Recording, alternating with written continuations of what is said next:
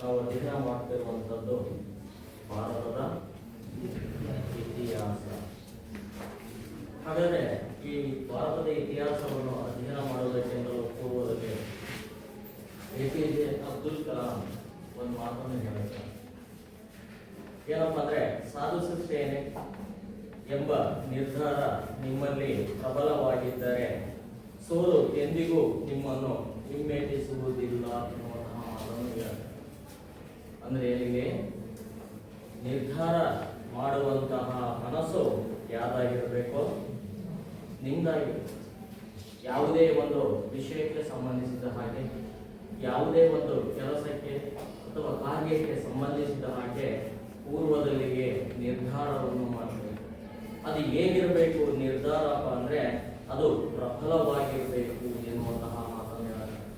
ಆ ನಿರ್ಧಾರ ಯಾವಾಗ ನಮ್ಮಲ್ಲಿ ಪ್ರಬಲವಾಗಿರುತ್ತೋ ಆವಾಗ ಸೋಲು ಅಂದರೆ ಆ ಒಂದು ಕಾರ್ಯದಲ್ಲಿ ನಾವು ಸಕ್ರಿಯವಾಗಿ ತೊಡಗಿಕೊಂಡಾಗ ಅದರಿಂದ ನಮಗೆ ಯಾವುದೇ ರೀತಿಯಾದಂತಹ ಸೋಲು ಕೂಡ ಆಗೋದಿಲ್ಲ. ಅಂತಹ ಕಾರ್ಯದಲ್ಲಿರ್ಬೋದು ಅಥವಾ ಕೆಲಸದಲ್ಲಿರ್ಬೋದು ಹಾಗೂ ಇನ್ನಿತರ ವಿಷಯಗಳಲ್ಲಾಗಿರ್ಬೋದು ನಾವು ಸೋಲಲು ಸಾಧ್ಯವೇ ಇಲ್ಲ. ಆ ಒಂದು ನಮ್ಮ ನಿರ್ಧಾರ, ದೃಢವಾದಂತಹ ನಿರ್ಧಾರ ಏನ್ ಮಾಡುತ್ತೆ, ಆ ಸೋಲನ್ನು ಕೂಡ ಹಿಮ್ಮೆಟ್ಟಿಸುತ್ತೆ ಎನ್ನುವಂತಹ ಮಾತನ್ನು APJ ಅಬ್ದುಲ್ ಕಲಾಂ ರವರು ಹೇಳ್ಕೊಂಡು ಬರ್ತಾರೆ. ನೋಡಿ, ಇವತ್ತು ಕೂಡ ನೀವು ನಿರ್ಧಾರ ಮಾಡಬೇಕಾಗಿದೆ. ಯಾಕೆಂದ್ರೆ ನೀವೆಲ್ಲ ದ್ವಿತೀಯ PUCಯಲ್ಲಿ ಓದ್ತಾ ಇದ್ದೀರಿ. ಓದುತ್ತಿರುವಂತಹ ನೀವು ಯಾವ ನಿರ್ಧಾರವನ್ನು ಮಾಡಬೇಕು? ನಾವೆಲ್ಲ ಚೆನ್ನಾಗಿ ಓದಬೇಕು ಎನ್ನುವಂತಹ ನಿರ್ಧಾರವನ್ನು ಮಾಡಿದರೆ ಭವಿಷ್ಯತ್ತಿನಲ್ಲಿ ನೀವು ಪರೀಕ್ಷೆಯನ್ನು ಕೂಡ ಬರೀತೀರ. ಆ ಪರೀಕ್ಷೆಯಲ್ಲಿ ಉತ್ತಮವಾದಂತಹ ಅಂಕಗಳನ್ನು ಕೂಡ ತೆಗೆದುಕೊಂಡು ಉತ್ತಮ ಅಂಕಗಳೊಂದಿಗೆ ಹಾಗೂ ಉತ್ತಮವಾದಂತಹ ವಿಷಯವನ್ನು ತಿಳಿದುಕೊಳ್ಳುವುದರ ಮೂಲಕವಾಗಿ ನೀವು ಅಂಧಕಾರವನ್ನು ಹೋಗಲಾಡಿಸಿ ಜ್ಞಾನವನ್ನು ಪಡೆದುಕೊಳ್ಳುವುದರ ಮೂಲಕವಾಗಿ ಇಲ್ಲಿಂದ ಏನ್ ಮಾಡಬಹುದಾಗಿದೆ, ಮುಂದಿನ ನಿಮ್ಮ ಭವಿಷ್ಯದ ಅಧ್ಯಯನಕ್ಕೆ ಅನುಕೂಲಕರವಾಗುತ್ತೆ. ಇದನ್ನು ನೆನಪಿಟ್ಕೊಳ್ಳಿ. ಆ ನಿಟ್ಟಿನಲ್ಲಿ ಈ APJ ಅಬ್ದುಲ್ ಕಲಾಂ ಅವರು ವಿದ್ಯಾರ್ಥಿಗಳಿಗಾಗಿ ಏನ್ ಮಾಡ್ತಾರೆ, ಯಶಸ್ಸು ಅನ್ನುವಂತಹ ಮಾತನ್ನು ಇಲ್ಲಿ ಬಹುಮುಖ್ಯವಾಗಿ ಹೇಳ್ಕೊಂಡು ಬಂದಿದೆ. ಇದರೊಂದಿಗೆ ಇಲ್ಲಿ ಬಹುಮುಖ್ಯವಾಗಿ ನಾವು ಇಲ್ಲೊಂದು ಅಧ್ಯಯನ ಮಾಡುವಂತಹ ವಿಷಯ ಏನಪ್ಪಾ ಅಂದ್ರೆ ಯುರೋಪಿಯನ್ನರ ಆಗಮನ. ಯಾಕೆ ಭಾರತಕ್ಕೆ ಯುರೋಪಿಯನ್ನರ ಆಗಮನ ಆಗುತ್ತೆ? ಯಾಕಿರ್ಬೋದು? ಇಲ್ಲಿ ಬಹುಮುಖ್ಯವಾಗಿ ಯುರೋಪಿಯನ್ನರ ಆಗಮನ ಅಂದ ತಕ್ಷಣನೇ ಯಾವ ಉದ್ದೇಶ ಇಲ್ಲಿ ಬಹುಮುಖ್ಯವಾಗಿ ನಮಗೆ ಕಂಡು ಬರುತ್ತೆ? ವ್ಯಾಪಾರದ ಉದ್ದೇಶ ಅಂತೇಳಿ ನಾವು. ಹಾಗಾದ್ರೆ ಇಲ್ಲಿ ಯುರೋಪಿಯನ್ನರು 1498ರಲ್ಲಿ ಭಾರತಕ್ಕೆ ಬಂದ್ರು ಅಂತೇಳಿ ನಾವು ಕರೀತೀವಿ. ಆದ್ರೆ ಇದು ಆ 1498ರಿಂದ ಪ್ರಾರಂಭವಾದಂತಹ ಒಂದು ಆಗಮನ ಅಲ್ಲ. ಇಲ್ಲಿ ಬಹುಮುಖ್ಯವಾಗಿ ನಾವು ಗಮನಿಸಬೇಕಾಗುತ್ತೆ, ಈ ವ್ಯಾಪಾರ ಮಾಡುವ ಉದ್ದೇಶವನ್ನು ಇಟ್ಟುಕೊಂಡಂತಹ ಯುರೋಪಿಯನ್ನರು ಭಾರತಕ್ಕೆ 1498ರಲ್ಲಿ ಬರಲಿಲ್ಲ. ಅದರ ಬದಲಾಗಿ ಪ್ರಾಚೀನ ಕಾಲದಿಂದಲೂ ಅಂತೇಳಿ ನಾವು ಕರೀತೀವಿ. ಯಾವಾಗಿನಿಂದ? ಪ್ರಾಚೀನ ಕಾಲದಿಂದಲೂ ಕೂಡ ಯುರೋಪಿನ ಅನೇಕ ರಾಷ್ಟ್ರಗಳು ಭಾರತದೊಂದಿಗೆ ಏನ್ ಮಾಡ್ತಾ ಇದ್ವು? ನಿಕಟವಾದಂತಹ ವ್ಯಾಪಾರದ ಸಂಬಂಧವನ್ನು ಇಟ್ಟುಕೊಳ್ಳುವುದರ ಮೂಲಕವಾಗಿ ವ್ಯಾಪಾರವನ್ನು ನಡೆಸಿಕೊಂಡು ಬಂದಿದ್ವು ಅಂತೇಳಿ ನಮಗೆ ಇಲ್ಲ ಅಧ್ಯಯನ ಮಾಡ್ತಾ ಬಂದ್ವಿ. ಅದರಲ್ಲಿ ಬಹುಮುಖ್ಯವಾಗಿ ಗುಪ್ತರ ಕಾಲ ಅಂತೇಳಿ ನಾವು ಕರೀತೀವಿ. ಅಂದ್ರೆ SR 4ನೇ ಶತಮಾನವನ್ನು ನಾವು ತೆಗೆದುಕೊಂಡ್ರೆ ಈ 4ನೇ ಶತಮಾನದಲ್ಲಿ ಗುಪ್ತರು ತಮ್ಮ ವ್ಯಾಪಾರಕ್ಕೆ ಹೆಚ್ಚಿನ ಅವಕಾಶವನ್ನು ನೀಡ್ತಾರೆ. ಆ ನೀಡಿದಂತಹ ಒಂದು ಅಂಶವನ್ನು ನಾವು ಗಮನಿಸಿದ್ರೆ ಇಲ್ಲಿ ರೋಮನ್ ಸಾಮ್ರಾಜ್ಯದೊಂದಿಗೆ ಅಂದ್ರೆ ರೋಮ್ನೊಂದಿಗೆ ಇವರು ವ್ಯಾಪಾರವನ್ನು ನಡೆಸಿಕೊಂಡು ಬಂದಿದ್ರು ಅಂತೇಳಿ ನಮಗೆ ತಿಳಿಯುತ್ತೆ. ಹಾಗಾದ್ರೆ ರೋಮ್ ಎನ್ನುವಂತಹ ಈ ಒಂದು ಸಾಮ್ರಾಜ್ಯ ಎಲ್ಲಿ ಬರುತ್ತೆ? ನಮಗೆ ಎಲ್ಲಿ ಬರುವಂತಹ ಒಂದು ಸಾಮ್ರಾಜ್ಯವಾಗಿತ್ತಪ್ಪ ಅಂದ್ರೆ ಯುರೋಪಿನಲ್ಲಿ ಬರುವಂತಹ ಒಂದು ಸಾಮ್ರಾಜ್ಯ. ಯಾಕೆಂದ್ರೆ ನಾವು ಕಳೆದ ವರ್ಷ ಅಧ್ಯಯನ ಮಾಡಿದ್ವಿ ಯುರೋಪಿನ ನಾಗರಿಕತೆಗಳು, ಅದರಲ್ಲಿ ಗ್ರೀಕ್ ನಾಗರಿಕತೆ ಮತ್ತು ರೋಮ್ ನಾಗರಿಕತೆ ಅಂತೇಳಿ ನಾವು ಕರೀತೀವಿ. ಹಾಗಾದ್ರೆ ರೋಮ್ ಎನ್ನುವಂಥದ್ದು ಇವತ್ತು ನಾವು ಗಮನಿಸಬೇಕಾಗುತ್ತೆ ಇಟಲಿ ದೇಶದ ರಾಜಧಾನಿ ಅಂತೇಳಿ ನಾವು. ಹಾಗಾದ್ರೆ ಯಾವ ದೇಶದ ರಾಜಧಾನಿಯಾಗಿತ್ತು? ಇಟಲಿ ದೇಶದ ರಾಜಧಾನಿಯಾಗಿತ್ತು. ಅದಕ್ಕಿಂತಲೂ ಪೂರ್ವದಲ್ಲೂ ಕೂಡ ಗ್ರೀಕರ ನಾಗರಿಕತೆಯನ್ನು ಅಧ್ಯಯನ ಮಾಡಿದಾಗ ಅವರು ಕೂಡ ಭಾರತದೊಂದಿಗೆ ಏನ್ ಮಾಡ್ತಾ ಇದ್ರು? ವ್ಯಾಪಾರ ಸಂಬಂಧವನ್ನು ಮುಂದುವರೆಸಿಕೊಂಡು ಬಂದಿದ್ರು ಅಂತೇಳಿ ಹೇಳ್ತಾರೆ. ಹಾಗಾಗಿ ಅನಾದಿ ಕಾಲದಿಂದಲೂ ಕೂಡ ಯುರೋಪಿನ ರಾಷ್ಟ್ರಗಳು ಏನ್ ಮಾಡ್ತಾ ಇದ್ವು? ಭಾರತದೊಂದಿಗೆ ನಿಕಟವಾದಂತಹ ವ್ಯಾಪಾರ ಸಂಬಂಧವನ್ನು ಹೊಂದಿದ್ವು ಅಂತೇಳಿ ಹೇಳ್ತಾರೆ. ಹಾಗಾದ್ರೆ ಇಂತಹ ಒಂದು ವ್ಯಾಪಾರ ಯಾವ ಮಾರ್ಗದ ಮೂಲಕವಾಗಿ ನಡೆದುಕೊಂಡು ಬಂದಿತ್ತು ಅನಾದಿ ಕಾಲದಲ್ಲಿ? ಇಂತಹ ಒಂದು ಅಂದ್ರೆ ಪ್ರಾಚೀನ ಕಾಲದ ಒಂದು ವ್ಯಾಪಾರ ಇಲ್ಲಿ ಬಹುಮುಖ್ಯವಾಗಿ ಭೂಮಾರ್ಗದ ಮೂಲಕವಾಗಿ ನಡೆದುಕೊಂಡು ಬಂದಿತ್ತು ಅಂತ ಹೇಳ್ತಾರೆ. ಅಂದ್ರೆ ಭೂಮಾರ್ಗ ಇಲ್ಲಿ ನಾವು ಗಮನಿಸಬೇಕಾಗುತ್ತೆ. ಭಾರತದ ವಾಯುವ್ಯ ಭಾಗದಲ್ಲಿ ಕಣಿವೆಗಳು ಇದಾವೆ ಅನ್ನೋದೊಂದು ಪಟ್ಟಿನ ಅಧ್ಯಾಯದಲ್ಲಿ ತಿಳ್ಕೊಂಡ್ವಿ. ಕೈಬರ್ ಮತ್ತು ಬೋಲಾನ್ ಇನ್ನಿತರ ಕಣಿವೆಗಳು ಇಲ್ಲಿ ಬರ್ತಾವೆ. ಈ ಕಣಿವೆಗಳ ಮೂಲಕವಾಗಿ ವಿದೇಶಿಯರ ದಾಳಿಗಳು ಕೂಡ ಭಾರತದ ಮೇಲೆ ನಡ್ಕೊಂಡು ಬಂದಿದ್ದಾವೆ. ಹಾಗೆ ಇದರ ಜೊತೆಯಲ್ಲಿ ಭಾರತದ ಅನೇಕ ವ್ಯಾಪಾರಿಗಳು ಮತ್ತು ಯುರೋಪಿಯನ್ನರ ವ್ಯಾಪಾರಿಗಳು ಕೂಡ ಇದೇ ಮಾರ್ಗವನ್ನು ಬಳಸಿಕೊಳ್ಳುವುದರ ಮೂಲಕವಾಗಿ ಭಾರತದೊಂದಿಗೆ ನಿಕಟವಾದಂತಹ ವ್ಯಾಪಾರ ಸಂಬಂಧವನ್ನು ಹೊಂದಿದ್ರು ಅಂತ ಹೇಳಬೇಕಾಗಿದೆ. ಆ ಒಂದು ಭೂಮಾರ್ಗದ ಒಂದು ಪೂರ್ವಾತ್ಯ ಮತ್ತು ಪಶ್ಚಿಮಾತ್ಯ ರಾಷ್ಟ್ರಗಳಿಗೆ ವ್ಯಾಪಾರದ ಕೇಂದ್ರವಾಗಿ ಒಂದು ಪ್ರದೇಶ ಪ್ರಾಮುಖ್ಯತೆಯನ್ನು ಪಡ್ಕೊಂಡಿರುತ್ತೆ. ಅದನ್ನೇ ಕಾನ್ಸ್ಟಂಟಿನೋಪಲ್ ನಗರ ಅಂತ ಹೇಳಿ. ಯಾವ ನಗರ ಇಲ್ಲಿ ಪ್ರಾಮುಖ್ಯತೆ ಪಡ್ಕೊಳ್ಳುತ್ತೆ? ಎರಡು ಪೌರಾತ್ಯ ಮತ್ತು ಪಶ್ಚಿಮಾತ್ಯ ಅಂದ್ರೆ ಯುರೋಪಿನ ರಾಷ್ಟ್ರಕ್ಕೂ ಮತ್ತು ಭಾರತಕ್ಕೂ ಭೂಮಾರ್ಗದ ಮೂಲಕವಾಗಿ ವ್ಯಾಪಾರ ನಡೀತಾ ಇತ್ತು ಅಂದಾಗ ಅಲ್ಲಿ ನಾವು ಗಮನಿಸಬೇಕಾಗುತ್ತೆ. ಕಾನ್ಸ್ಟಂಟಿನೋಪಲ್ ನಗರ ಎನ್ನುವಂತಹ ನಗರ ಪ್ರಮುಖ ಎರಡು ರಾಷ್ಟ್ರಗಳಿವೆ ಅಂದ್ರೆ ಎರಡು ಪೂರ್ವ ಮತ್ತು ಪಾಶ್ಚಿಮಾತ್ಯ ರಾಷ್ಟ್ರಗಳಿಗೂ ಭೂಮಾರ್ಗದ ಪ್ರಮುಖ ವ್ಯಾಪಾರ ಕೇಂದ್ರವಾಗುವುದರ ಮೂಲಕವಾಗಿ ಈ ಒಂದು ನಗರದ ಮೂಲಕವಾಗಿಯೇ ಈ ಒಂದು ವ್ಯಾಪಾರ ನಡೆದುಕೊಂಡು ಬಂದಿತ್ತು ಅಂತ ಹೇಳಬೇಕಾಗಿದೆ. ಹೀಗಿರುವಾಗ ರೋಮನ್ ಸಾಮ್ರಾಜ್ಯ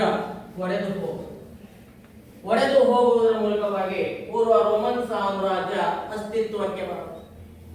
ಆ ಅಸ್ತಿತ್ವಕ್ಕೆ ಬಂದಂತಹ ಸಮಯದಲ್ಲಿ ಪೂರ್ವ ರೋಮನ್ ಸಾಮ್ರಾಜ್ಯದ ರಾಜಧಾನಿಯಾಗಿಯೂ ಕೂಡ ಕಾನ್ಸ್ಟಂಟಿನೋಪಲ್ ನಗರ ಪ್ರಾಮುಖ್ಯತೆಯನ್ನು ಪಡ್ಕೊಳ್ಳುತ್ತೆ. ಹಾಗೆ ವಿದೇಶಿ ವ್ಯಾಪಾರದ ಪ್ರಮುಖ ಕೇಂದ್ರವಾಗಿ ಜಗತ್ ವಿಖ್ಯಾತಿಯನ್ನು ಕೂಡ ಈ ನಗರ ಪಡ್ಕೊಳ್ಳುತ್ತೆ. ಹೀಗಿರುವಾಗ ಈ ಒಂದು ನಗರದ ಮೇಲೆ ಆಟೋಮನ್ ಟರ್ಕರು ಅಂತೇಳಿ ನಾವು ಕರೀತೀವಿ.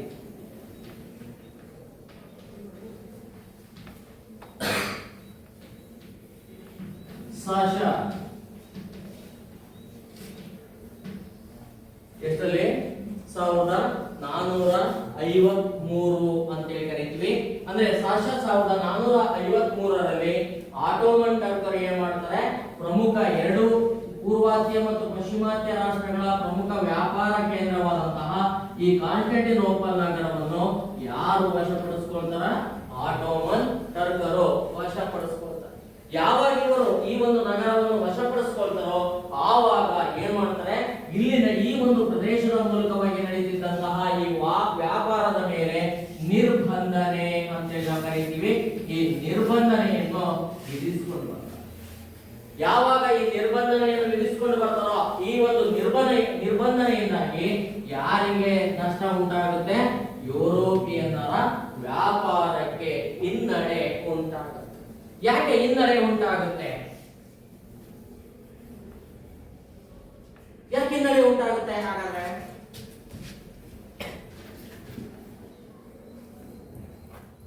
ಯಾವಾಗ ನಿರ್ಬಂಧ ಇರ್ತಾರೋ, ತಡೆಯನ್ನು ಉಂಟು ಮಾಡ್ತಾರೋ ಆ ಒಂದು ಕಾರಣದಿಂದಾಗಿ ಪೂರ್ವ ಮತ್ತು ಪಶ್ಚಿಮ ರಾಷ್ಟ್ರಗಳೊಂದಿಗೆ ನಡೆದಿದ್ದಂತಹ ವ್ಯಾಪಾರ ಏನಾಗುತ್ತೆ? ನಿಂತು ಹೋಗುತ್ತೆ. ಯಾವಾಗ ನಿಂತು ಹೋಗುತ್ತೋ ಆವಾಗ ಯುರೋಪಿಯನ್ನರಿಗೆ ಏನಾಗುತ್ತೆ? ಇದು ಈ ಒಂದು ವ್ಯಾಪಾರ ತುಂಬಾ ನಷ್ಟವನ್ನು ಕೂಡ ಉಂಟು ಮಾಡುತ್ತೆ. ಯಾಕೆ ನಷ್ಟವನ್ನು ಉಂಟು ಮಾಡುತ್ತಪ್ಪ ಅಂದ್ರೆ ಭಾರತದ ವಸ್ತುಗಳ ಮೇಲೆ ಯುರೋಪ್ ಖಂಡ ಹೆಚ್ಚು ಅವಲಂಬಿತವಾಗಿತ್ತು ಅಂತ ಹೇಳಬೇಕಾಗಿದೆ. ಏನೋ ಭಾರತದಲ್ಲಿ ಸಿಗುವಂತಹ ವಸ್ತುಗಳ ಮೇಲೆ ಯಾವ ಖಂಡ ಹೆಚ್ಚು ಅವಲಂಬಿತವಾಗಿರುತ್ತೆ? ಯುರೋಪ್ ಖಂಡದಲ್ಲಿ ಬರುವಂತಹ ರಾಷ್ಟ್ರಗಳು ಹೆಚ್ಚು ಅವಲಂಬಿತವಾಗಿತ್ತು ಅಂತ ಹೇಳ್ತಾರೆ. ಹಾಗಾದ್ರೆ ಅಂತಹ ವಸ್ತುಗಳು ಯಾವ್ಯಾವು? ಯಾವ್ಯಾವ ವಸ್ತುಗಳ ಮೇಲೆ ಯುರೋಪ್ ಖಂಡ ಹೆಚ್ಚು ಅವಲಂಬಿತವಾಗಿರುತ್ತೆ? ಹಾಗಾದ್ರೆ ಇಲ್ಲಿ ಭಾರತದಲ್ಲಿ ಇರುವಂತಹ ಪ್ರಮುಖ ವಸ್ತುಗಳಾದಂತಹ ಹತ್ತಿಯ ಮೇಲೆ ಯುರೋಪ್ ಖಂಡ ಅವಲಂಬಿತವಾಗಿರುತ್ತೆ. ಹಾಗೆ ಮುತ್ತು, ಇಲ್ಲಿ ಸಿಗುವಂತಹ ಮುತ್ತುಗಳ ಮೇಲೆ ಹೆಚ್ಚು ಅವಲಂಬಿತವಾಗಿರುತ್ತೆ. ಶ್ರೀಗಂಧ ಹಾಗೂ ಸಂಬಾರ ಪದಾರ್ಥಗಳು ಅಂತೇಳಿ ನಾವು ಕರೀತೀವಿ.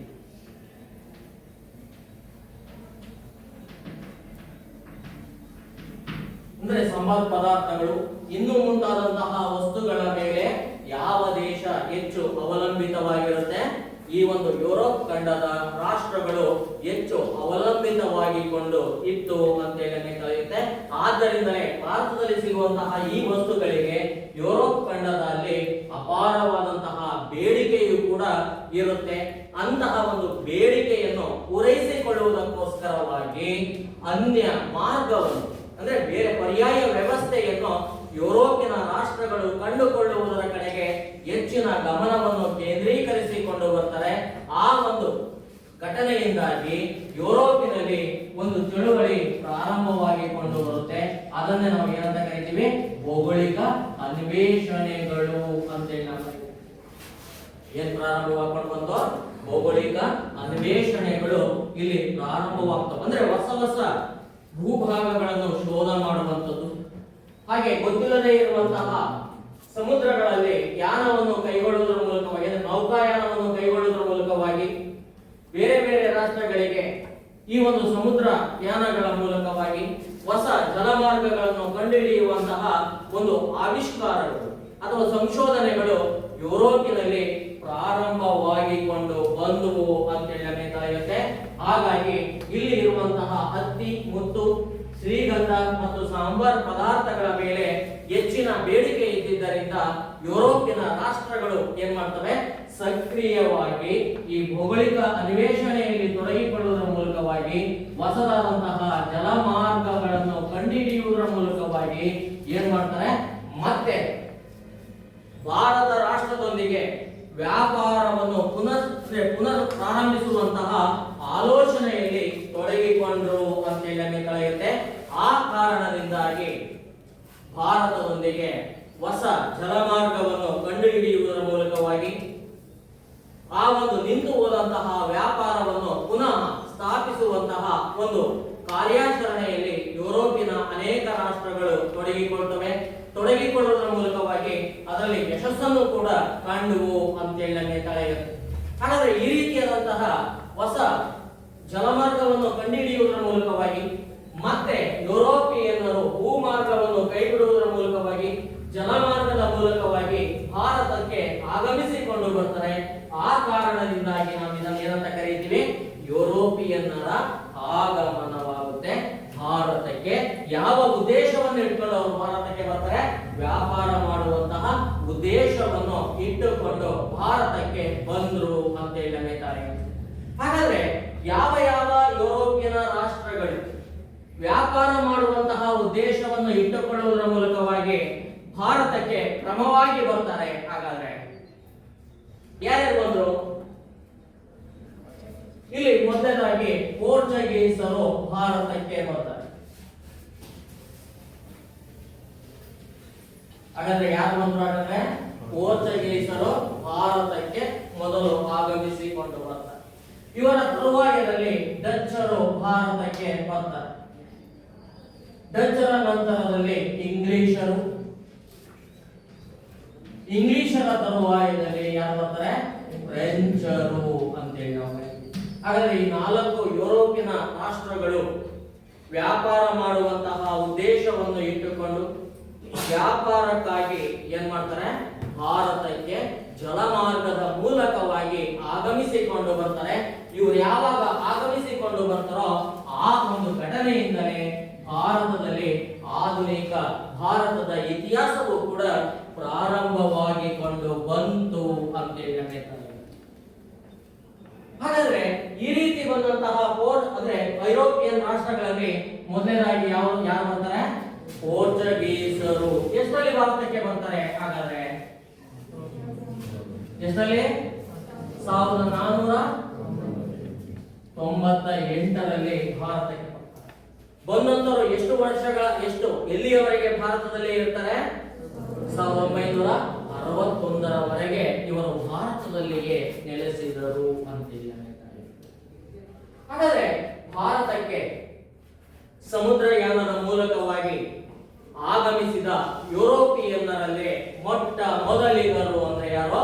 ಪೋರ್ಚುಗೀಸರು. ಇವರೇ ಭಾರತಕ್ಕೆ ಹೊಸ ಜಲಮಾರ್ಗವನ್ನು ಕಂಡು ಹಿಡಿದಂತವರು ಪೋರ್ಚುಗೀಸರು ಅಂತೇಳಿ ಕರೀತಾರೆ. ಹಾಗಾದ್ರೆ ಪೋರ್ಚುಗೀಸರ ನಾವಿಕನಾದಂತಹ ಯಾರು? ವಾಸ್ಕೋ ಡಿ. ಈ ವಾಸ್ಕೋ ಡಿ ಗಾಮ ಎನ್ನುವಂತವನು ಪೋರ್ಚುಗಲ್ ನಗರದಿಂದ ತನ್ನ ಯಾನವನ್ನು ಪ್ರಾರಂಭಿಸುವುದರ ಮೂಲಕವಾಗಿ ಹಿಂದೂ ಮಹಾಸಾಗರದಲ್ಲಿ ಸಂಚರಿಸುವುದರ ಮೂಲಕವಾಗಿ ಅರಬ್ ವರ್ತಕರ ಸಹಾಯವನ್ನು ಪಡೆದುಕೊಳ್ಳುವುದರ ಮೂಲಕವಾಗಿ ದಕ್ಷಿಣ ಭಾರತದ ಕಲ್ಲಿಕೋಟೆ ಅಂತೇಳಿ ನಾವು ಕರೀತೀವಿ. ಇದನ್ನು ದಕ್ಷಿಣ ಭಾರತ ಅಂತೇಳಿ ಕರೀತೀವಿ. ಈ ದಕ್ಷಿಣ ಭಾರತದ ಈ ಕರಾವಳಿ ತೀರ ಪ್ರದೇಶ ಅಂದ್ರೆ ಅರಬ್ಬಿ ಸಮುದ್ರ ಅಂತೇಳಿ ನಾವು ಕರೀತೀವಿ.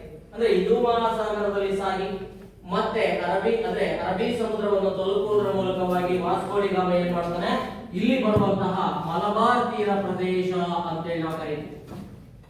ಯಾವ ತೀರ ಪ್ರದೇಶ?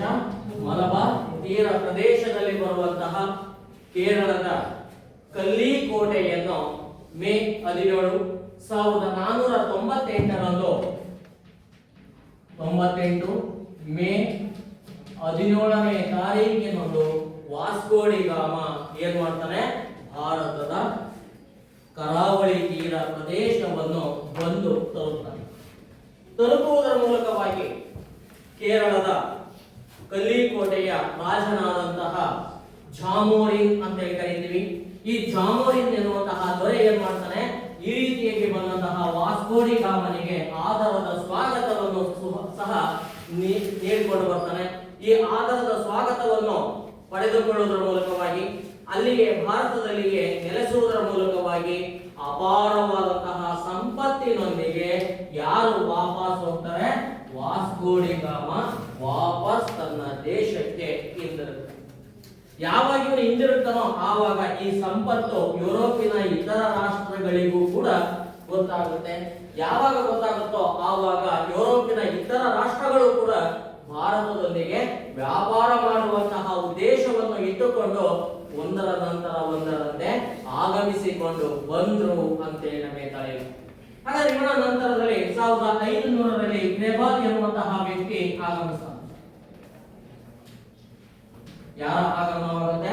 1500ರಲ್ಲಿ ಕ್ರೆಬಾಲ್ ಎನ್ನುವಂತಹ ವ್ಯಕ್ತಿ ಅದೇ ಪೋರ್ಚುಗಲ್ ನಾವಿಕನಾಗಿ ಬ್ರೆಜಿಲ್ ಅನ್ನು ಕಂಡುಹಿಡಿತಾನೆ. ಕಂಡುಹಿಡಿಯುವುದರ ಮೂಲಕವಾಗಿ ಭಾರತಕ್ಕೂ ಕೂಡ ಇವನ ಭೇಟಿಯನ್ನು ನೀಡಿದ ಅಂತೇಳಿ ನಮಗೆ ತಿಳಿಯುತ್ತೆ. ಹೀಗಿರುವಾಗ ಭಾರತದಲ್ಲಿ ಈ ಸಮಯದಲ್ಲಿ ಪೋರ್ಚುಗೀಸರನ್ನು ಹೊರತುಪಡಿಸಿದರೆ ಮತ್ಯಾವುದೇ ಐರೋಪ್ಯರ ಆಗಮನವೂ ಕೂಡ ಆಗಿರುವುದಿಲ್ಲ. ಹಾಗಾಗಿ ಪೋರ್ಚುಗೀಸರು ಭಾರತದಲ್ಲಿ ತಮ್ಮ ವ್ಯಾಪಾರ ಕೇಂದ್ರಗಳನ್ನು ಸ್ಥಾಪಿಸುವಂತಹ ಉದ್ದೇಶವನ್ನು ಇಟ್ಟುಕೊಳ್ಳುವುದರ ಮೂಲಕವಾಗಿ ಇಲ್ಲಿ ಏನ್ ಮಾಡ್ತಾರೆ ಅಂದ್ರೆ ಪೋರ್ಚುಗೀಸ್ ಸರ್ಕಾರ ಇಲ್ಲಿ ಗವರ್ನರ್ಗಳನ್ನು ನೇಮಿಸಿ ಭಾರತಕ್ಕೆ ಕಳಿಸಿಕೊಡುತ್ತೆ.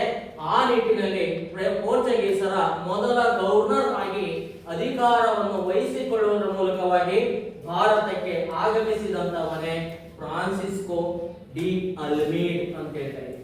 ಯಾರು ಆಗಮಿಸಿಕೊಂಡು ಬರ್ತಾರೆ? ಫ್ರಾನ್ಸಿಸ್ಕೋ ಡಿ ಅಲ್ಮೀಡ್ ಎನ್ನುವಂತಹ ವ್ಯಕ್ತಿ 1505ರಿಂದ 1509 ಅಂತೇಳಿ ನಾವು ಯಾವಾಗ ಭಾರತಕ್ಕೆ ಬರ್ತಾರೆ? 1505ರಲ್ಲಿ ಪೋರ್ಚುಗೀಸರ ಮೊದಲ ಗವರ್ನರ್ ಆಗಿ ಭಾರತಕ್ಕೆ ಅಧಿಕಾರವನ್ನು ವಹಿಸಿಕೊಂಡು ಬಂದ ಅಂತೇಳಿ ನಮಗೆ ತಿಳಿಯುತ್ತೆ. ಈ ರೀತಿಯಾಗಿ ಬಂದಂತಹ ಇವನು 4 ವರ್ಷಗಳ ಕಾಲ ಏನ್ ಮಾಡ್ತಾನೆ? ಭಾರತದಲ್ಲಿಯೇ ಪೋರ್ಚುಗೀಸರ ಗವರ್ನರ್ ಆಗಿ ಅಧಿಕಾರವನ್ನು ನಡೆಸಿದ ಅಂತೇಳಿ ನಮಗೆ ತಿಳಿಯುತ್ತೆ. ಹೀಗಿರುವಾಗ ಇವನು ಭಾರತದಲ್ಲಿ ಒಂದು ನೀತಿಯನ್ನು ಜಾರಿಗೆ ತಂದ. ಯಾವ ನೀತಿ ಏನಪ್ಪಾ ಅಂದ್ರೆ ಅದನ್ನು ಬ್ಲೂ ವಾಟರ್ ಪಾಲಿಸಿ ಅಂತ ಹೇಳಿ ನಾವು ಕರೀತೀವಿ.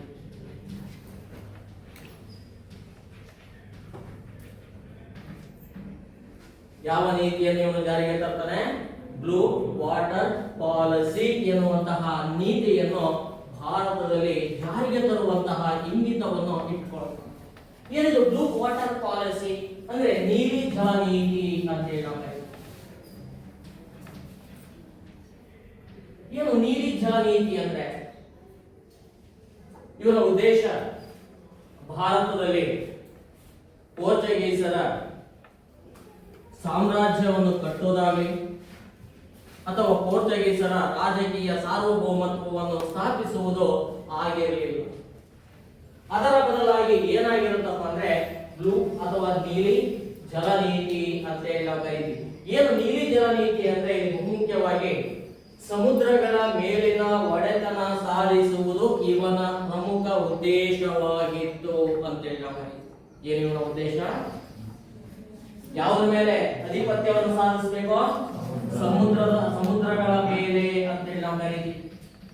ಈ ಸಮುದ್ರಗಳ ಮೇಲೆ ಒಡೆತನ ಅಂತ ಹೇಳಿ ಕರೀತೀವಿ ಅಥವಾ ಅಧಿಪತ್ಯ ಅಂತ ಹೇಳಿ ನಾವು ಕರೀತೀವಿ. ಈ ಒಡೆತನ ಅಥವಾ ಅಧಿಪತ್ಯವನ್ನು ಸಾಧಿಸುವುದು ಇವನ ಮುಖ್ಯವಾದಂತಹ ಉದ್ದೇಶ ಅಥವಾ ಮಹತ್ವ ಅಂತ ಹೇಳಿ ನಾವು ಕರೀತೀವಿ. ಯಾಕೆಂದ್ರೆ ಭಾರತದೊಂದಿಗೆ ಇವನು ಈಗಾಗಲೇ ಇವರು ಮೊಟ್ಟ ಮೊದಲ ಬಾರಿಗೆ ಜಲಮಾರ್ಗವನ್ನು ಕಂಡುಹಿಡಿದು ಭಾರತವನ್ನು ಸಂಪರ್ಕಿಸುವುದರ ಮೂಲಕವಾಗಿ ನಿಂತು ಹೋದಂತಹ ವ್ಯಾಪಾರಕ್ಕೆ ಮರುಚಾಲನೆಯನ್ನು ನೀಡಿಕೊಂಡು ಬಂದಿರ್ತಾರೆ.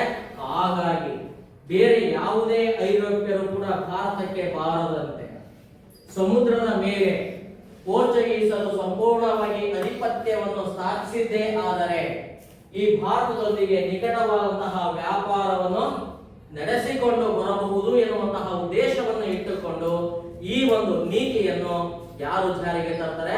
ಫ್ರಾನ್ಸಿಸ್ಕೋ ಡಿ ಅಲ್ಮೀಡ್ ಎನ್ನುವಂತಹ ಪೋರ್ಚುಗೀಸರ ಗವರ್ನರ್ ಜಾರಿಗೆ ತಂದ ಅಂತ ಹೇಳಬೇಕಾಗಿದೆ. ಹಾಗಾದ್ರೆ ಇಂತಹ ವ್ಯಕ್ತಿ 1509ರಲ್ಲಿ ತನ್ನ ದೇಶಕ್ಕೆ ವಾಪಸ್ ಆಗುವುದರ ಮೂಲಕವಾಗಿ ಇವನ ಸ್ಥಾನಕ್ಕೆ ಎರಡನೇ ಪೋರ್ಚುಗೀಸರ ಗವರ್ನರ್ ಆಗಿ ಅಧಿಕಾರವನ್ನು ವಹಿಸಿಕೊಂಡಂತವನು ಆಲ್ಫೆನ್ಸೋ ಡಿ ಆಲ್ಬುಕರ್ಕ್ ಅಂತ ಹೇಳ್ತಾರೆ.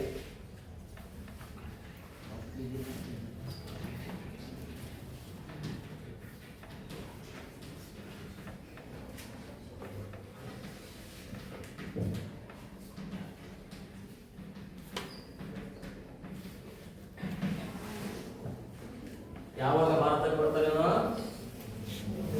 1509ರಲ್ಲಿ. ಅವನು ಯಾವಾಗ ಅಲ್ಮೀಡ್ ವಾಪಸ್ ತನ್ನ ದೇಶಕ್ಕೆ ಹಿಂದಿರುತ್ತಾನೋ ಅವನ ತರುವಾಯದಲ್ಲಿ ಭಾರತದಲ್ಲಿ ಪೋರ್ಚುಗೀಸರ ಎರಡನೇ ಗವರ್ನರ್ ಆಗಿ ಆಗಮಿಸಿದಂತವನೇ ಯಾರು? ಆಲ್ಫೆನ್ಸೋ ಡಿ ಆಲ್ಬುಕರ್ಕ್ ಅಂತ ಕರೀತೀವಿ. ಹಿಂಗೆ ಆಗಮಿಸುವುದರ ಮೂಲಕವಾಗಿ 1515ರವರೆಗೆ ಇಲ್ಲಿಗೆ ಪೋರ್ಚುಗೀಸರ ಗವರ್ನರ್ ಆಗಿ ಅಧಿಕಾರದಲ್ಲಿ ಇದ್ದ ಅಂತ ಹೇಳಿ ಹೇಳ್ತಾರೆ. ಹಾಗಾದ್ರೆ ಇವನು ಏನ್ ಮಾಡ್ತಾನೆ? ಇಲ್ಲಿ ನೋಡಿ, ಇವನಿಗಿಂತ ಮೊದಲಿದ್ದಂತಹ ಅಲ್ಮೀಡನ ಉದ್ದೇಶವೇ ಬೇರೆಯಾಗಿರುತ್ತೆ. ಆದರೆ ತದನಂತರದಲ್ಲಿ ಬಂದಂತಹ ಪೋರ್ಚುಗೀಸರ ಗವರ್ನರ್ನ ಉದ್ದೇಶವೇ ಬೇರೆಯಾಗಿರುತ್ತೆ. ಇವನು ಏನ್ ಮಾಡ್ತಾನಪ್ಪ ಅಂದ್ರೆ ಇಲ್ಲಿ ಭಾರತದಲ್ಲಿ ಪೋರ್ಚುಗೀಸರ ನೆಲೆಗಳನ್ನು ಸ್ಥಾಪಿಸುವಂತದ್ದು ಇವನ ಪ್ರಮುಖ ಉದ್ದೇಶವಾಗಿರುತ್ತೆ. ಆ ಕಾರಣದಿಂದಾಗಿ ಇವನು ಭಾರತಕ್ಕೆ ಬಂದ ಮರು ವರ್ಷವೇ ಅಂತ ಕರಿತೀವಿ. 1510ರಲ್ಲಿ ಏನ್ ಮಾಡ್ತಾನ? ಬಿಜಾಪುರದ ಸುಲ್ತಾನನಾದಂತಹ ಯೂಸಫ್ ಆದಿಲ್ ಶಾನ ವಿರುದ್ಧವಾಗಿ ಯುದ್ಧವನ್ನು ಪ್ರಾರಂಭ ಮಾಡ್ತಾನೆ. ಆ ಯುದ್ಧವನ್ನು ಪ್ರಾರಂಭ ಮಾಡುವುದರ ಮೂಲಕವಾಗಿ ಅವನ ಅಧೀನಕ್ಕೆ ಒಳಪಟ್ಟಂತಹ ಪ್ರಮುಖ ಪ್ರದೇಶವಾದಂತಹ ಯಾವುದು? ಗೋವಾ ಎನ್ನುವಂತಹ ಪ್ರದೇಶವನ್ನು Alfonso D Albuquerque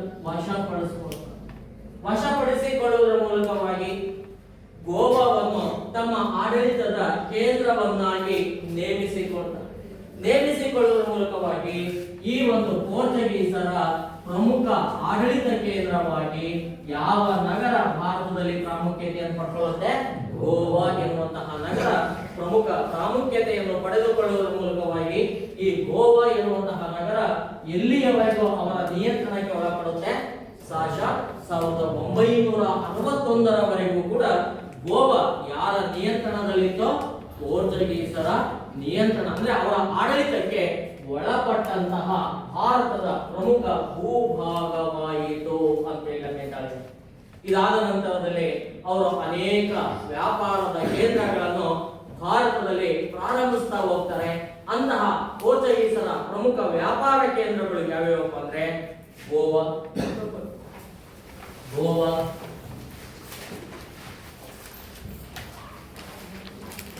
DU, Daman,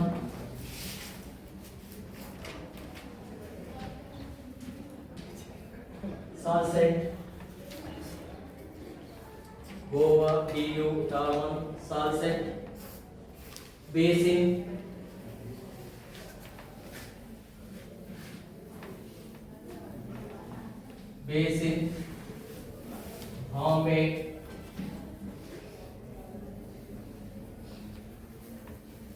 Bombay,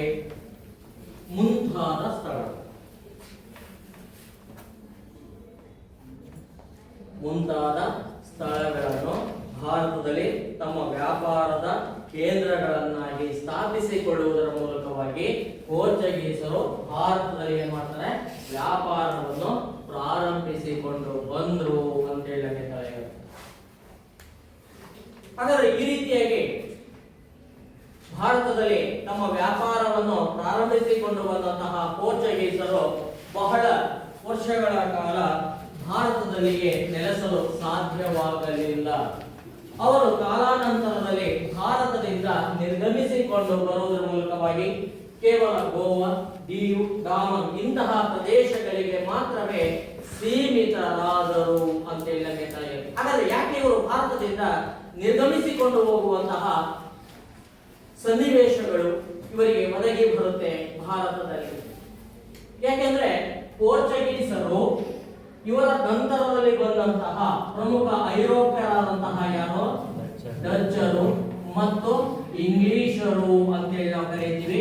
ಈ ಡಚ್ಚರು ಮತ್ತು ಇಂಗ್ಲಿಷರಷ್ಟು ಏನಾಗಿರ್ಲಿಲ್ಲ, ಇವರು ಅಸಮರ್ಥರಾಗಿರಲಿಲ್ಲ, ಅಂದ್ರೆ ಸಮರ್ಥರಾಗಿರಲಿಲ್ಲ. ಇವರಿಗಿಂತಲೂ ಕೂಡ ಇವರು ಪೋರ್ಚುಗೀಸರು ಅಸಮರ್ಥರಾಗಿರ್ತಾರೆ. ಯಾವಾಗ ಇವರು ಅಸಮರ್ಥರಾಗಿರ್ತಾರೋ ಈ ಒಂದು ಅಂಶ ಮುಂದೆ ಏನಾಗುತ್ತೆ? ಈ ಪೋರ್ಚುಗೀಸರು ಭಾರತದಿಂದ ಹೊರ ನಿರ್ಗಮಿಸಲು ಕೂಡ ಪ್ರಮುಖವಾದಂತಹ ಕಾರಣವಾಗುತ್ತೆ. ಇನ್ನು ಎರಡನೇ ಅಂಶ ಏನಪ್ಪಾ ಅಂದ್ರೆ ಅದಕ್ಷ ಮತ್ತು ಅಸಮರ್ಥ ಹಾಗೂ ಭ್ರಷ್ಟ ಅಧಿಕಾರಿಗಳು ಅಂತೇಳಿ ನಾವು ಕರೀತೀವಿ. ಯಾರು ಬರ್ತಾರೆ ಇದರಲ್ಲಿ? ಇಲ್ಲಿ ಅಧಿಕಾರ ಅಂದ್ರೆ ಅಧಿಕಾರದಲ್ಲಿ ಬಂದಂತಹ ಅನೇಕ ಗವರ್ನರ್ಗಳು ಏನಾಗಿರ್ತಾರೆ? ಭ್ರಷ್ಟರಾಗಿರ್ತಾರೆ. ಮತ್ತು ಅವರು ಏನಾಗಿರ್ತಾರೆ? ಅಸಮರ್ಥರಾಗಿರ್ತಾರೆ. ಇಂತಹ ಅಂಶಗಳು ಸಹಜವಾಗಿಯೇ ಈ ಇಂಗ್ಲಿಷ್ ಮತ್ತು ಡಚ್ಚರೊಂದಿಗೆ ಪೈಪೋಟಿ ಮಾಡಲು ಅಸಾಧ್ಯವಾಗುವುದರ ಮೂಲಕವಾಗಿ ಪೋರ್ಚುಗೀಸರು ಏನಾಗ್ತಾರೆ? ಭಾರತದಿಂದ ಹೊರ ಹೋಗುವಂತಹ ಸನ್ನಿವೇಶಗಳು ಹತ್ತಿರವಾದವು ಅಂತ ಹೇಳಬೇಕಾಗುತ್ತೆ.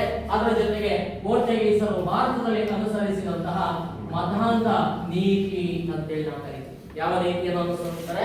ಧಾರ್ಮಿಕ ಮತಾಂಧ ನೀತಿ. ಅಂದ್ರೆ ಕ್ರೈಸ್ತ ಧರ್ಮವನ್ನು ಭಾರತದಲ್ಲಿ ಪ್ರಚಾರ ಮಾಡಬೇಕು ಎನ್ನುವಂತಹ ಆಕಾಂಕ್ಷೆಯನ್ನು ಅವರು ಇಟ್ಕೊಂಡಿರ್ತಾರೆ. ಆ ಒಂದು ಆಕಾಂಕ್ಷೆಯೇ ಅವರಿಗೆ ಭವಿಷ್ಯತ್ತಿನಲ್ಲಿ ಏನಾಗುತ್ತೆ? ಮುಳ್ಳುವಾಗಿ ಪರಿಣಮಿಸುತ್ತೆ. ಆ ಕಾರಣದಿಂದಾಗಿ ಅವರ ಧಾರ್ಮಿಕ ಮತಾಂಧ ನೀತಿಯು ಕೂಡ ಏನಾಗುತ್ತೆ? ಭಾರತದಿಂದ ಪೋರ್ಚುಗೀಸರು ನಿರ್ಗಮಿಸಲು ಬಹುಮುಖ್ಯವಾದಂತಹ ಕಾರಣ ಅಂತ ಹೇಳಬೇಕಾಗಿದೆ. ನಂತರದಲ್ಲಿ ಏನಾಗುತ್ತೆ?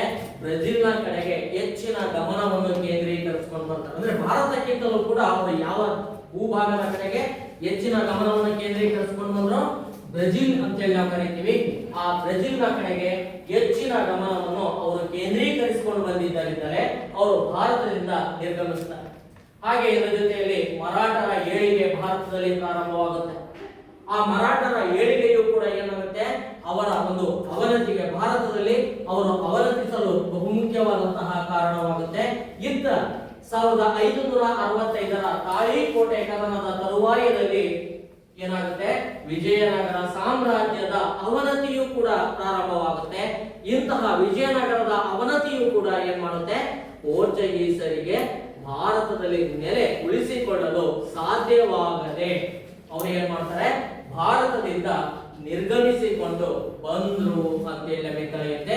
ಈ ರೀತಿಯಾಗಿ ಪೋರ್ಚುಗೀಸರು ಮೊಟ್ಟ ಮೊದಲ ಬಾರಿಗೆ ಭಾರತಕ್ಕೆ ಜಲಮಾರ್ಗವನ್ನು ಕಂಡುಹಿಡಿಯುವುದರ ಮೂಲಕವಾಗಿ ಭಾರತಕ್ಕೆ ಬಂದಂತಹ ಮೊದಲ ಐರೋಪಿಯನ್ನರು ಅಂತೇಳಿ ನಾವು ಕರೀತೀವಿ. ಹಾಗೆ ಇದಾದ ತರುವಾಯದಲ್ಲಿ ಯಾರು ಭಾರತಕ್ಕೆ ಬರ್ತಾರೆ ಯುರೋಪಿಯನ್ನರಾಗಿ? ಯಾರು ಬಂದ್ರು? ಯಾರು ಬರ್ತಾರೆ? ಡಚ್ಚರು ಅಂತೇಳಿ ನಾವು ಕರೀತೀವಿ.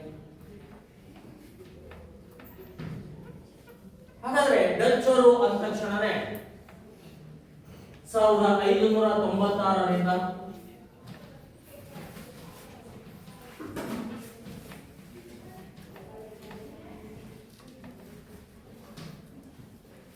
ಎಲ್ಲಿಯವರೆಗೆ ಇರ್ತಾರೆ, 1792ರವರೆಗೆ ಭಾರತದಲ್ಲಿ ಡಚ್ಚರು ತಮ್ಮ ವ್ಯಾಪಾರವನ್ನು ಹಾಗೂ ವ್ಯಾಪಾರ ಕೇಂದ್ರಗಳನ್ನು ಸ್ಥಾಪಿಸಿಕೊಂಡು ಬಂದರು ಅಂತ ಹೇಳ್ತಾರೆ. ಹಾಗಾದ್ರೆ ಡಚ್ಚರು ಅಂದ ತಕ್ಷಣನೇ ನಾವು ಗಮನಿಸಬೇಕಾಗುತ್ತೆ, ಇವರು ಮೂಲತಃವಾಗಿ ಆಲೆಂಡ್ ದೇಶದವರು. ಯಾವ ದೇಶ ಇವರು? ಆಲೆಂಡ್ ದೇಶದವರನ್ನೇ ನಾವು ಡಚ್ಚರು ಅಂತ ಹೇಳ್ತಾರೆ. ಹಾಗಾದ್ರೆ ಈ ಡಚ್ಚರು ಈ ಭಾರತಕ್ಕೆ ಬರುವುದಕ್ಕಿಂತಲೂ ಪೂರ್ವದಲ್ಲಿ ಸ್ಪೇನಿನ ಆಡಳಿತಕ್ಕೆ ಒಳಪಟ್ಟಂತಹ ಒಂದು ಭೂಭಾಗ ಅಂತ ನಾವು ಯಾವ ಒಂದು ದೇಶದ ಆಳ್ವಿಕೆಗೆ ಒಳಪಟ್ಟಿದ್ರು, ಸ್ಪೇನಿನ ಆಳ್ವಿಕೆಗೆ ಒಳಪಟ್ಟಂತಹ ಒಂದು ಭೂಭಾಗ ಅಂತೇಳಿ ಕರಿತೀವಿ. ಇಂತಹ ಡಚ್ಚರು ಅಥವಾ ಆಲೆಂಡ್ ದೇಶದವರು 1587ರಲ್ಲಿ ಏನ್ ಮಾಡ್ತಾರಪ್ಪ ಅಂದ್ರೆ, ಸ್ಪೇನಿನ ರಾಜನಾದಂತಹ 2ನೇ ಫಿಲಿಪ್ಪನ ವಿರುದ್ಧವಾಗಿ, ಯಾರು ಸ್ಪೇನಿನ ರಾಜ? 2ನೇ ಫಿಲಿಪ್ ಅಂತ ಹೇಳಿ ಕರೀತೀವಿ. ಈ 2ನೇ ಫಿಲಿಪ್ಪನ ವಿರುದ್ಧವಾಗಿ ದಂಗೆಯನ್ನು ಏಳುವುದರ ಮೂಲಕವಾಗಿ, ಆ ದಂಗೆಯಲ್ಲಿ ಯಶಸ್ಸನ್ನು ಕಾಣುವುದರ ಮೂಲಕವಾಗಿ ಆಲೆಂಡ್ ಅಥವಾ ಡಚ್ಚರು ಸ್ವತಂತ್ರತೆಯನ್ನು ಪಡೆದುಕೊಂಡ ನಂತರದಲ್ಲಿ ತಮ್ಮ ಗಮನವನ್ನು ಯಾವ ದೇಶದ ಕಡೆಗೆ ಕೇಂದ್ರೀಕರಿಸ್ತಾರೆ? ಭಾರತದ ಕಡೆಗೆ ತಮ್ಮ ಗಮನವನ್ನು ಕೇಂದ್ರೀಕರಿಸಿಕೊಂಡು ಬಂದ್ರು ಅಂತ ಹೇಳಿ. ಹಾಗಾದ್ರೆ ಈ ಭಾರತದ ಕಡೆಗೆ ತಮ್ಮ ಗಮನವನ್ನು ಕೇಂದ್ರೀಕರಿಸುವುದರ ಮೂಲಕವಾಗಿ ಡಚ್ಚರು ಏನ್ ಮಾಡ್ತಾರಪ್ಪ ಅಂದ್ರೆ, 1602ರಲ್ಲಿ ಡಚ್ ಈಸ್ಟ್ ಇಂಡಿಯಾ ಕಂಪನಿಯನ್ನು ಸ್ಥಾಪನೆ ಮಾಡ್ಕೊಳ್ತಾರೆ. ಏನನ್ನು ಸ್ಥಾಪನೆ ಮಾಡ್ಕೊಳ್ತಾರೆ? ಡಚ್ ಈಸ್ಟ್ ಇಂಡಿಯಾ ಕಂಪನಿ ಅಥವಾ the United East India company of the Netherlands ಎನ್ನುವಂತಹ ಒಂದು ವ್ಯಾಪಾರದ ಕಂಪನಿಯನ್ನು ಸ್ಥಾಪನೆ ಮಾಡಿಕೊಳ್ಳುವುದರ ಮೂಲಕವಾಗಿ, ಈ ಒಂದು ಕಂಪನಿಯ ಮೂಲಕವಾಗಿ ಡಚ್ಚರು ಯಾವ ದೇಶಕ್ಕೆ ಬರ್ತಾರೆ? ಭಾರತಕ್ಕೆ ವ್ಯಾಪಾರ ಮಾಡುವಂತಹ ಉದ್ದೇಶವನ್ನು ಇಟ್ಟುಕೊಂಡು ಆಗಮಿಸಿ ಭಾರತದಲ್ಲಿ ಅನೇಕ ಕಡೆಗಳಲ್ಲಿ ತಮ್ಮ ವ್ಯಾಪಾರದ ಕೇಂದ್ರಗಳನ್ನು ಸ್ಥಾಪಿಸಿಕೊಂಡು ಬಂದರು ಅಂತ ಹೇಳಿ. ಹಾಗಾದ್ರೆ ಭಾರತದಲ್ಲಿ ಡಚ್ಚರ ಪ್ರಮುಖ ವ್ಯಾಪಾರ ಕೇಂದ್ರಗಳು ಎಲ್ಲೆಲ್ಲಿ ಸ್ಥಾಪನೆ ಆಗ್ತಾವಪ್ಪ ಅಂದ್ರೆ, ಬರ್ಕೊಳ್ಳಿ. ಮಚಲಿಪಟ್ಟಣ, ಮಚಲಿಪಟ್ಟಣ,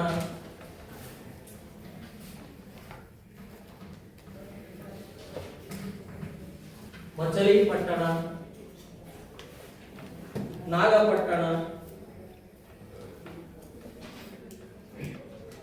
ಮಚಲಿಪಟ್ಟಣ, ನಾಗಪಟ್ಟಣ, ಬಲಿಪಟ್ಟಣ,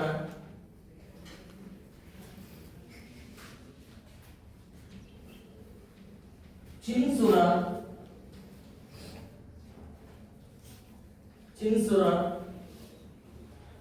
ಕೊಚ್ಚಿನ್,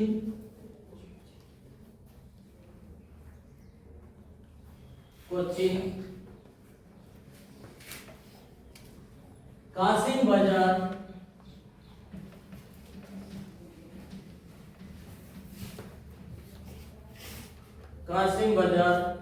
ಮಾಹೆ,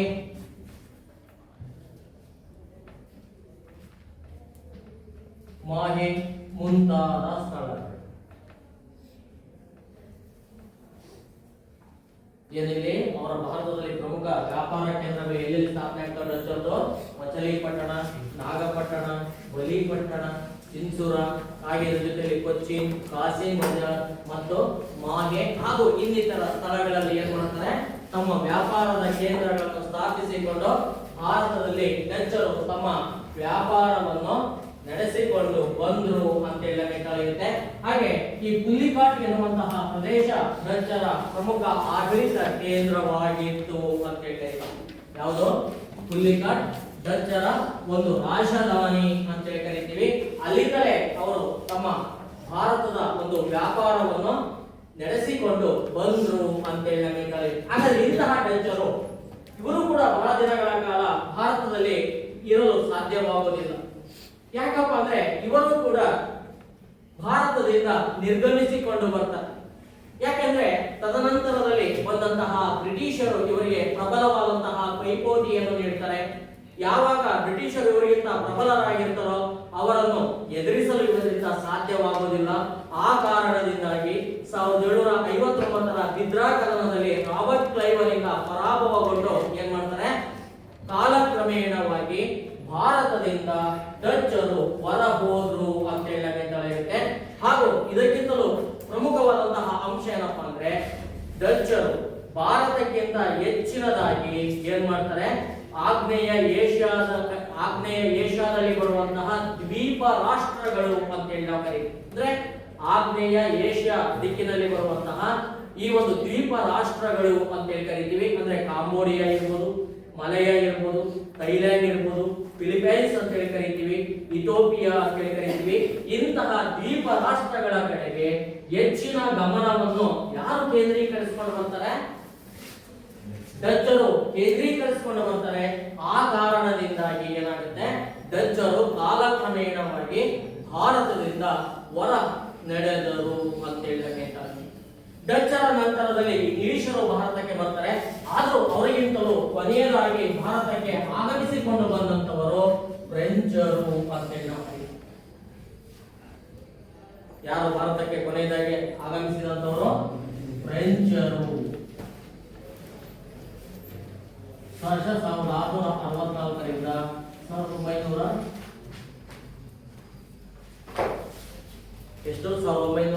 1954ರವರೆಗೆ ಫ್ರೆಂಚರು ಭಾರತದಲ್ಲಿ ತಮ್ಮ ವ್ಯಾಪಾರ ನಡೆಸಿಕೊಂಡು ಬರುವುದರ ಜೊತೆಗೆ ಭಾರತದಲ್ಲಿ ಫ್ರೆಂಚರ ಅಧಿಪತ್ಯವನ್ನು ಸ್ಥಾಪಿಸುವಂತಹ ಇಂಗಿತವನ್ನು ಒಳಗೊಂಡಿದ್ದರು ಅಂತ ಹೇಳಬೇಕಾಗುತ್ತೆ. ಹಾಗಾಗಿ ಐರೋಪ್ಯರಲ್ಲಿಗೆ ಭಾರತಕ್ಕೆ ಕೊನೆಯದಾಗಿ ಬಂದಂತವರು ಯಾರು? ಫ್ರೆಂಚರು ಅಂತ ಹೇಳಿ ನಾವು ಕರೀತೀವಿ. ಹಾಗಾದ್ರೆ ಫ್ರೆಂಚರು ಇಲ್ಲಿ ಫ್ರಾನ್ಸಿನ ರಾಜನಾದಂತಹ 14ನೇ ಲೂಯಿ ಅಂತ ಹೇಳಿ ನಾವು ಕರೀತೀವಿ ಮತ್ತು ಅರ್ಥ ಸಚಿವರಾದಂತಹ ಕೋಲ್ಬರ್ಟ್, ಯಾರು ಅಂತಾರೆ ಅರ್ಥ ಸಚಿವನಾಗಿ ಕೋಲ್ಬರ್ಟ್ ಇದ್ದಾನೆ. ಹಾಗೂ ಫ್ರಾನ್ಸಿನ ರಾಜನಾಗಿ ಯಾರಿದ್ದಾರೆ? 14ನೇ ಲೂಯಿ ಆಡಳಿತದಲ್ಲಿದ್ದಾನೆ. ಇವರ ಆದೇಶದ ಮೇರೆಗೆ 1664ರಲ್ಲಿ ಏನಾಗುತ್ತೆ, ಇಲ್ಲಿ ಫ್ರೆಂಚ್ ಈಸ್ಟ್ ಇಂಡಿಯಾ ಕಂಪನಿ ಸ್ಥಾಪನೆಯಾಗುವುದರ ಮೂಲಕವಾಗಿ ಈ ಫ್ರೆಂಚ್ ಈಸ್ಟ್ ಇಂಡಿಯಾ ಕಂಪನಿ ಏನ್ ಮಾಡುತ್ತೆ, ಭಾರತಕ್ಕೆ ವ್ಯಾಪಾರ ಮಾಡುವಂತಹ ಉದ್ದೇಶವನ್ನು ಇಟ್ಟುಕೊಂಡು ಆಗಮಿಸಿದರು ಅಂತ ಹೇಳಬೇಕು. ಈ ರೀತಿಯಾಗಿ ಆಗಮಿಸಿದಂತಹ ಇವರು ಭಾರತದಲ್ಲಿ ಪಾಂಡಿಚೇರಿಯನ್ನು ತಮ್ಮ ಆಡಳಿತದ ಕೇಂದ್ರವನ್ನಾಗಿ ನೇಮಕ ಮಾಡಿಕೊಂಡರು. ಯಾವುದು ಇವರ ಪ್ರಮುಖವಾದಂತಹ ಭಾರತದ ಆಡಳಿತ ಕೇಂದ್ರ? ಪಾಂಡಿಚೇರಿ ಫ್ರೆಂಚರ ಪ್ರಮುಖ ಆಡಳಿತ ಕೇಂದ್ರವಾಗಿ ಪ್ರಾಮುಖ್ಯತೆಯನ್ನು ಪಡೆದುಕೊಳ್ಳುವುದರ ಮೂಲಕವಾಗಿ ಭಾರತದಲ್ಲಿ ಅನೇಕ ಸ್ಥಳಗಳನ್ನು ಇವರು ತಮ್ಮ ವ್ಯಾಪಾರದ ಕೇಂದ್ರಗಳನ್ನಾಗಿ ನೇಮಿಸಿಕೊಳ್ತಾ ಹೋಗ್ತಾರೆ. ಅಂತಹ ಪ್ರಮುಖ ವ್ಯಾಪಾರ ಕೇಂದ್ರಗಳು ಯಾವ್ಯಾವ ಅಂದ್ರೆ, ಮೊದಲನೇದಾಗಿ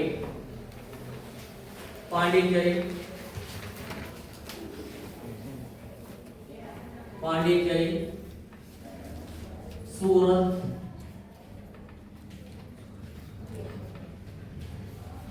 ಮಾಹೆ, ಚಂದ್ರನಾಗೂರು,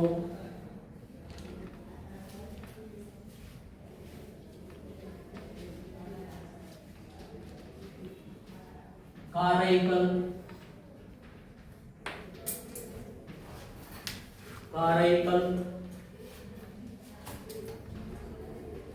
ಮಚಲಿಪಟ್ಟಣ,